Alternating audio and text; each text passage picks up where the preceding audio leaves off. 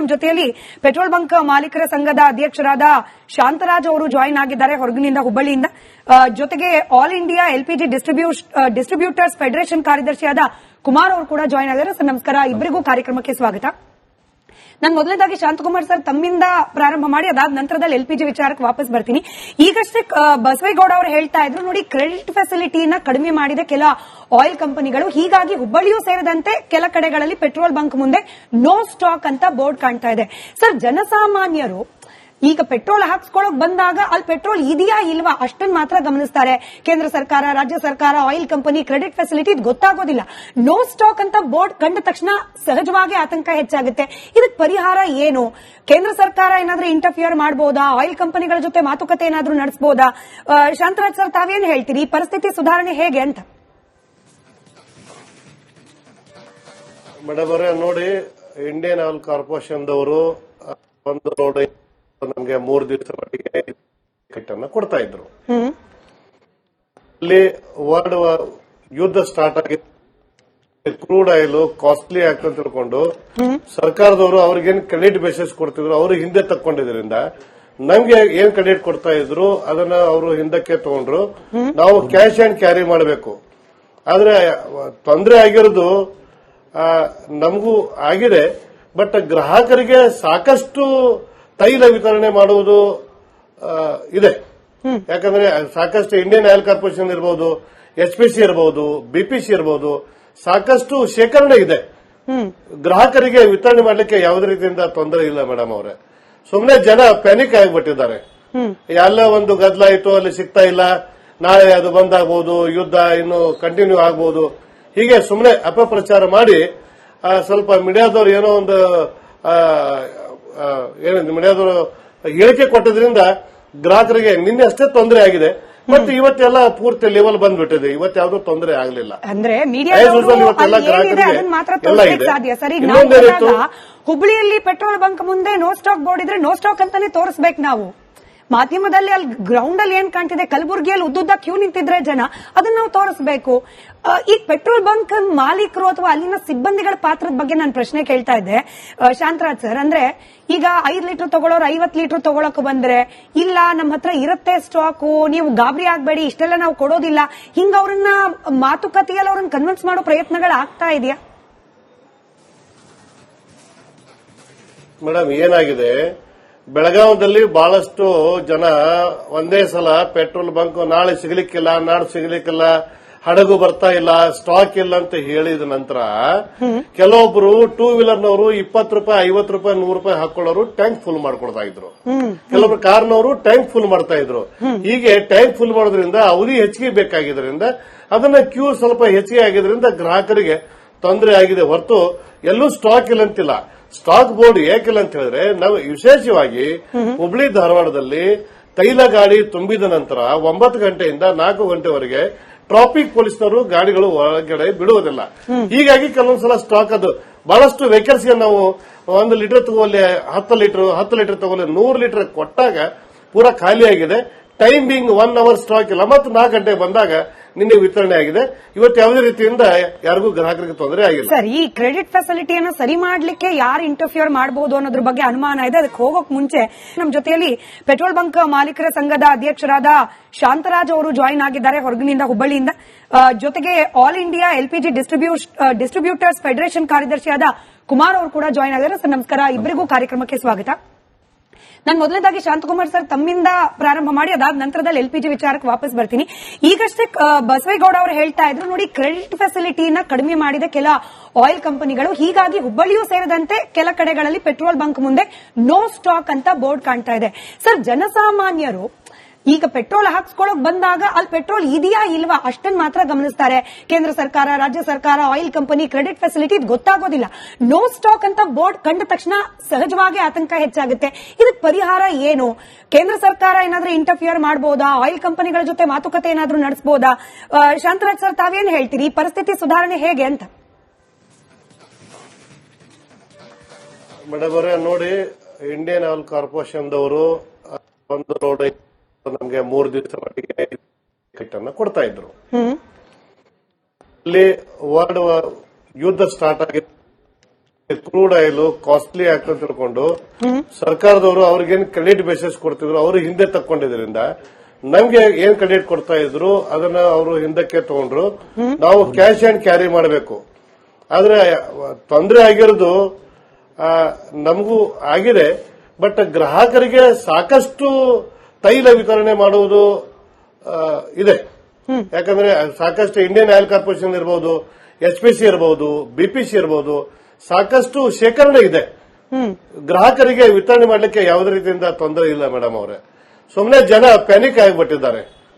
ಎಲ್ಲ ಒಂದು ಗದ್ದಲ ಆಯ್ತು, ಅಲ್ಲಿ ಸಿಗ್ತಾ ಇಲ್ಲ, ನಾಳೆ ಅದು ಬಂದ್ ಆಗ್ಬಹುದು, ಯುದ್ಧ ಇನ್ನು ಕಂಟಿನ್ಯೂ ಆಗ್ಬಹುದು, ಹೀಗೆ ಸುಮ್ಮನೆ ಅಪಪ್ರಚಾರ ಮಾಡಿ ಸ್ವಲ್ಪ ಮೀಡಿಯಾದವರು ಏನೋ ಒಂದು ಮೀಡಿಯಾದವರು ಹೇಳಿಕೆ ಕೊಟ್ಟಿದ್ರಿಂದ ಗ್ರಾಹಕರಿಗೆ ನಿನ್ನೆ ಅಷ್ಟೇ ತೊಂದರೆ ಆಗಿದೆ. ಮತ್ತೆ ಇವತ್ತೆಲ್ಲ ಪೂರ್ತಿ ಲೆವೆಲ್ ಬಂದ್ಬಿಟ್ಟಿದೆ. ಇವತ್ತು ತೊಂದರೆ ಆಗಲಿಲ್ಲ. ಅಂದ್ರೆ ಸಾಧ್ಯ ಸರಿ. ಹುಬ್ಳಿಯಲ್ಲಿ ಪೆಟ್ರೋಲ್ ಬಂಕ್ ಮುಂದೆ ನೋ ಸ್ಟಾಕ್ ಬೋರ್ಡ್ ಇದ್ರೆ ನೋ ಸ್ಟಾಕ್ ಅಂತಾನೆ ತೋರಿಸ್ಬೇಕು ನಾವು. ಮಾಧ್ಯಮದಲ್ಲಿ ಅಲ್ಲಿ ಗ್ರೌಂಡ್ ಅಲ್ಲಿ ಏನ್ ಕಾಣ್ತಿದೆ, ಕಲಬುರಗಿಯಲ್ಲಿ ಉದ್ದುದ್ದ ಕ್ಯೂ ನಿಂತಿದ್ರೆ ಜನ, ಅದನ್ನ ನಾವು ತೋರಿಸಬೇಕು. ಈ ಪೆಟ್ರೋಲ್ ಬಂಕ್ ಮಾಲೀಕರು ಅಥವಾ ಅಲ್ಲಿನ ಸಿಬ್ಬಂದಿಗಳ ಪಾತ್ರದ ಬಗ್ಗೆ ನಾನು ಪ್ರಶ್ನೆ ಕೇಳ್ತಾ ಇದ್ದೆ ಶಾಂತರಾಜ್ ಸರ್. ಅಂದ್ರೆ ಈಗ 5 ಲೀಟರ್ ತಗೊಳ್ಳೋರು 50 ಲೀಟರ್ ತಗೊಳಕ್ ಬಂದ್ರೆ, ಇಲ್ಲ ನಮ್ಮ ಹತ್ರ ಇರುತ್ತೆ ಸ್ಟಾಕು, ನೀವು ಗಾಬರಿ ಆಗ್ಬೇಡಿ, ಇಷ್ಟೆಲ್ಲ ನಾವು ಕೊಡೋದಿಲ್ಲ, ಹಿಂಗ ಅವ್ರನ್ನ ಮಾತುಕತೆಯಲ್ಲಿ ಅವ್ರನ್ನ ಕನ್ವಿನ್ಸ್ ಮಾಡೋ ಪ್ರಯತ್ನಗಳು ಆಗ್ತಾ ಇದೆಯಾ ಮೇಡಮ್? ಏನಾಗಿದೆ, ಬೆಳಗಾವದಲ್ಲಿ ಬಹಳಷ್ಟು ಜನ ಒಂದೇ ಸಲ ಪೆಟ್ರೋಲ್ ಬಂಕ್ ನಾಳೆ ಸಿಗಲಿಕ್ಕಿಲ್ಲ, ನಾಡ್ದು ಸಿಗಲಿಕ್ಕಿಲ್ಲ, ಹಡಗು ಬರ್ತಾ ಇಲ್ಲ, ಸ್ಟಾಕ್ ಇಲ್ಲ ಅಂತ ಹೇಳಿದ ನಂತರ ಕೆಲವೊಬ್ರು ಟೂ ವೀಲರ್ನವರು 20 ರೂಪಾಯಿ, 50 ರೂಪಾಯಿ, 100 ರೂಪಾಯಿ ಹಾಕೊಳ್ಳೋರು ಟ್ಯಾಂಕ್ ಫುಲ್ ಮಾಡ್ಕೊಳ್ತಾ ಇದ್ರು. ಕೆಲವೊಬ್ರು ಕಾರ್ನವರು ಟ್ಯಾಂಕ್ ಫುಲ್ ಮಾಡ್ತಾ ಇದ್ರು. ಹೀಗೆ ಟ್ಯಾಂಕ್ ಫುಲ್ ಮಾಡೋದ್ರಿಂದ ಅವಧಿ ಹೆಚ್ಚಿಗೆ ಬೇಕಾಗಿದ್ರಿಂದ ಅದನ್ನ ಕ್ಯೂ ಸ್ವಲ್ಪ ಹೆಚ್ಚಿಗೆ ಆಗಿದ್ರಿಂದ ಗ್ರಾಹಕರಿಗೆ ತೊಂದರೆ ಆಗಿದೆ ಹೊರತು ಎಲ್ಲೂ ಸ್ಟಾಕ್ ಇಲ್ಲ ಅಂತಿಲ್ಲ. ಸ್ಟಾಕ್ ಬೋರ್ಡ್ ಯಾಕಿಲ್ಲ ಅಂತ ಹೇಳಿದ್ರೆ, ನಾವು ವಿಶೇಷವಾಗಿ ಹುಬ್ಳಿ ಧಾರವಾಡದಲ್ಲಿ ತೈಲ ಗಾಡಿ ತುಂಬಿದ ನಂತರ 9 ಗಂಟೆಯಿಂದ 4 ಗಂಟೆವರೆಗೆ ಟ್ರಾಫಿಕ್ ಪೊಲೀಸ್ನವರು ಗಾಡಿಗಳು ಒಳಗಡೆ ಬಿಡುವುದಿಲ್ಲ.